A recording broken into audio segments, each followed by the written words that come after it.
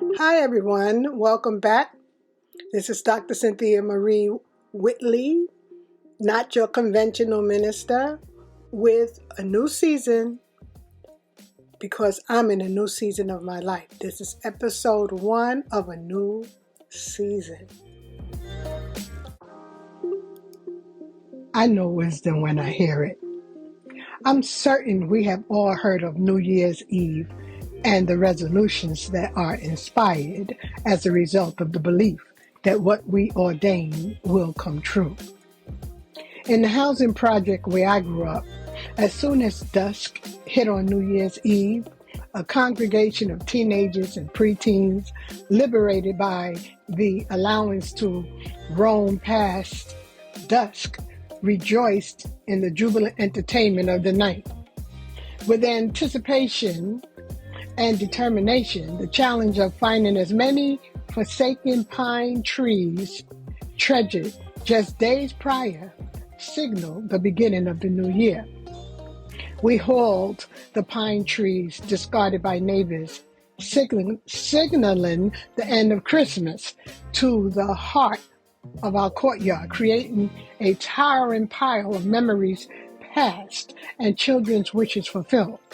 The older teenagers set fire to the trees.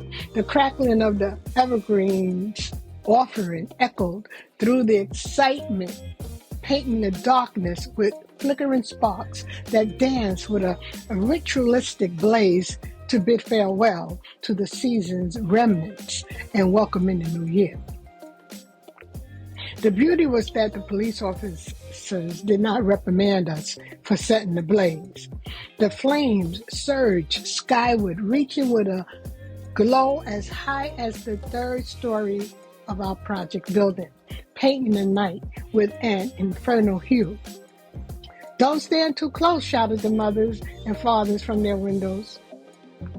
The biting scent of burning evergreen filled the air, a sinister aroma that drew neighbors to their windows, their faces illuminated by the fiery spectacle, casting a curious glow across their mesmerized expressions. It was those nights that we talked about our New Year's resolutions. As we shouted, "Happy New Year's! Happy New Year's!" We were full of joy during our yearly ritual. At that time, never in my life had I heard about the winter solstice. 45 years later, and it is just now beginning to resonate with me. What I know for sure is that the New Year resolutions only lasted a week at most, and then we were back to our old habits of making excuses for not keeping our resolutions. It's much the same today as an adult. I am not an expert, but I know wisdom when I hear it. I know now, as I have I'm going to stop there for a minute.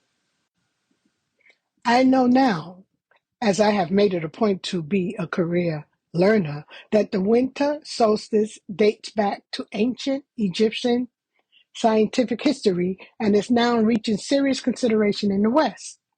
I know now that setting the foundation for the goals and desires of the seasons that follow the 4 days of the winter solstice is a process that, according to expert Shechem, a 50-year expert in Egyptology, is still only part of what is needed to successfully obtain our goal. According to experts, the winter solstice begins on December 21st and ends on December 25th in 2023.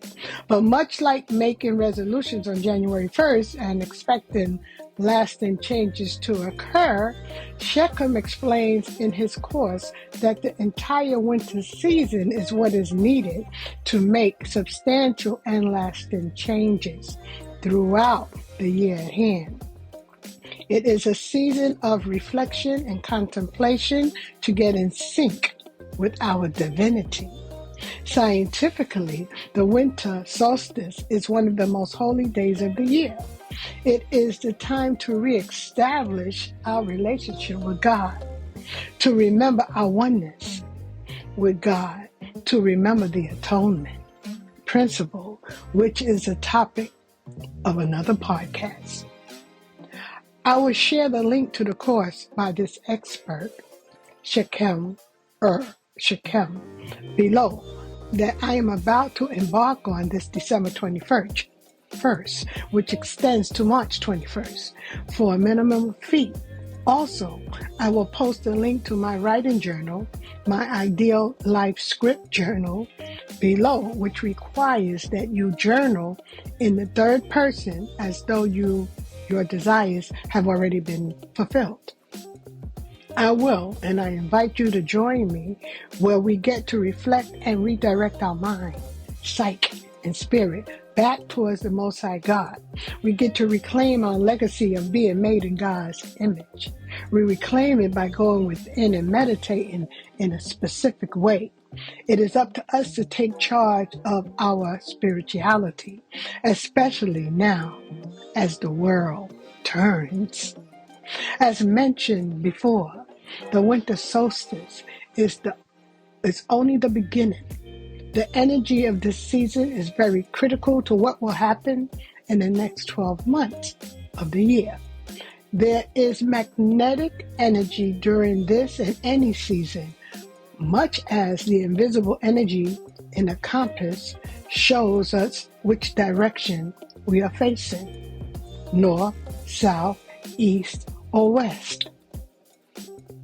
These magnetic forces of the earth during the winter season affect the psyche of man, enabling us to produce desired results because of the energy of the season, enabling us to grow spiritually as we regenerate our minds, bodies, souls, and spirits. Our receptors respond to the energy of the season, which explains the brief experience of goodwill to all men experienced by the majority during the shortened holiday season experienced in the West.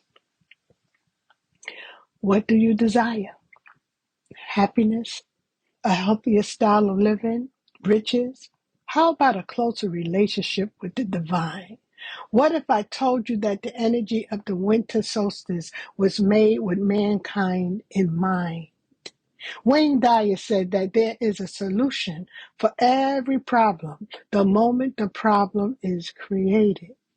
The solution was created as a way for mankind to restore a proper understanding of his or her relationship with our Father, which art in heaven.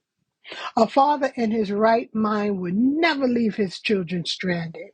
And God, our Heavenly Father, never left us stranded. The answer to our belief in separation from God was already ingeniously embedded in our consciousness as we fell asleep and dreamed we were separated from God. Yes, we get to wake up. Wake up, everybody, during the winter solstice as we ask loving energy to restore a rightful understanding of our connection to Him as we apply certain laws during this time, namely going within, called meditation, or as the New King James Version says, when I remember you on my bed, I meditate on you in the night watches. Or as Psalm 4:4 says, meditate in your heart upon your bed and be still, as the ancient biblical forefathers did. It is during this time that we get to remember that we are divine beings first in human form. The form is not the being. What is within is the being. It's time to put on our new garments of divinity. And with that I say, peace and shalom.